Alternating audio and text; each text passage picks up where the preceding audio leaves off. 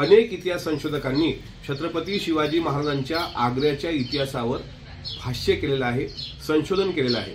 शिवाजी महाराजांचा इतिहास हा गमतीने नाही तर गांभीर्याने घेण्याची गरज असताना अशा प्रकारे शिवरायांनी लाच देऊन आग्र्यातून स्वतःची सुटका करून घेतली।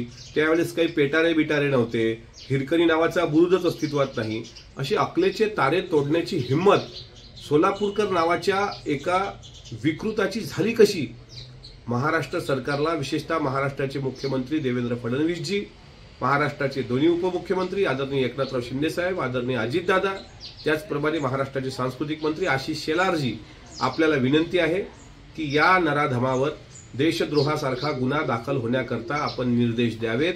छत्रपती शिवाजी महाराजांच्या इतिहासाशी जर अशी प्रतारणा वारंवार होत असेल, म्हणजे आपटे गेला का सोलापूरकर उठतो आणि परत एखादी विकृती जन्माला येते, या विकृतीला वेळीच आळा घालावा।